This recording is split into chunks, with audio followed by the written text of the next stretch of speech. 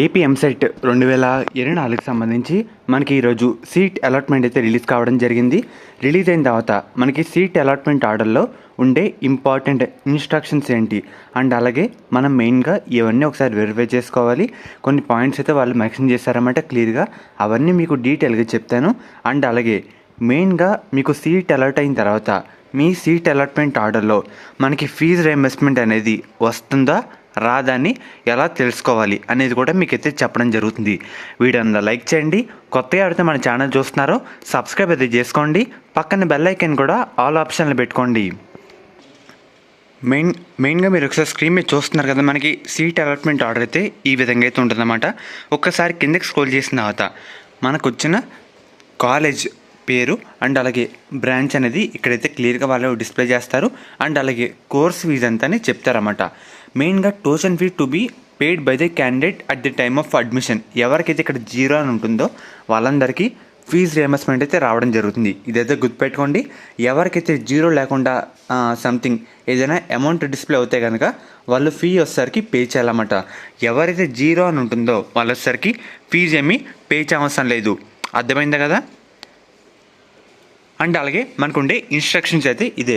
The candidate should be instructed to download seat allotment order. మనకి release అయినప్పుడు అందరూ మీ seat allotment order అయితే download చేసుకోవాలని చెప్పారన్నమాట.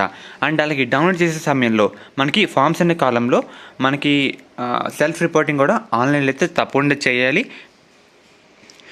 మెయిన్గా చేసిన తర్వాత 2 ప్రింట్అవుట్లు అయితే తీసుకోవాలి. 2 copies of joining report and అలాగే allotment order to report at the college.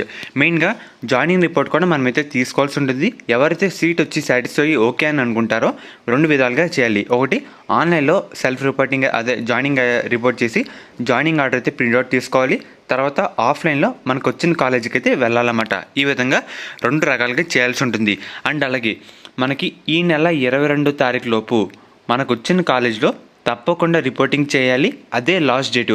ఈ నెల 22 తారీఖు లోపే మీరు అందరూ చేయాలి. ఇదైతే గుర్తుపెట్టుకోండి. ఇన్ కేస్ డేట్ అవుతే కనుక మీకు సీట్ అయితే రాదు.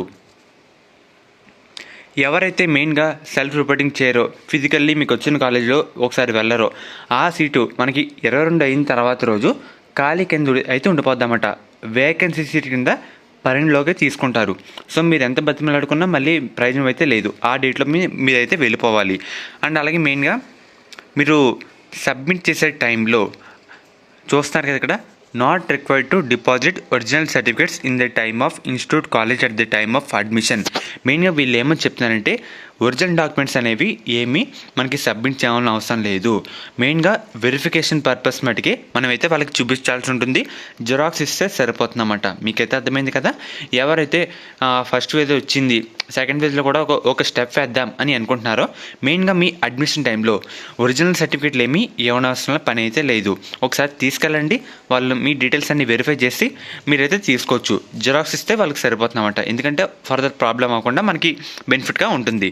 అండ్ అలాగే తర్వాత ఎవరైతే ఫీజు రియంబర్స్మెంట్కి ఎలిజిబుల్ కారో మనకి పోస్ట్ మెట్రిక్ స్కాలర్షిప్ ఇవి ఉంటాయి కదా, వాళ్ళకి ఎలిజిబుల్ కారో వాళ్ళు వచ్చేసరికి ₹1 కూడా పే చేయవసరం లేదు. అడ్మిషన్ టైం అన్ని ఫేజులు కౌన్సిలింగ్ అయ్యేంత వరకు చూస్తున్నారు కదా. Not collected any type of fee from the candidate till the phase of admissions. ఎవరైతే ఫీజు రియంబర్స్మెంట్కి ఎలిజిబుల్ కారో ఫైనల్ ఫేజ్ అడ్మిషన్ వరకు మీ నుంచి ₹1 కూడా తీసుకోకూడదు అని చెప్తున్నారన్నమాట. అండ్ అలాగే మనకి క్లాసులు కూడా ఈ నెల 19th నుంచి స్టార్ట్ అయితే చేయడం జరుగుతుంది. మనకి ఇంపార్టెంట్ పాయింట్స్ అయితే ఇవే. అండ్ అలాగే మెయిన్గా ఇది సీట్ అలాట్మెంట్ ఆర్డర్ అన్నమాట. మనకి మెయిన్గా జాయినింగ్ రిపోర్ట్ అండ్ అలాగే సీట్ అలాట్మెంట్ ఆర్డర్ కూడా తప్పకుండా అయితే చేయాల్సి ఉంటుంది. మెయిన్గా మనకి ఇంపార్టెంట్ పాయింట్స్ అంటూ ఇవే. సో ఒకసారి చూసుకోండి. మీరు తప్పకుండా మీకు వచ్చిన కాలేజ్లో రిపోర్టింగ్ అయితే చేయాలి. డాక్యుమెంట్లు ఒరిజినల్ ఏమీ అవసరం లేదు. జిరాక్స్ ఇస్తే సరిపోతుంది.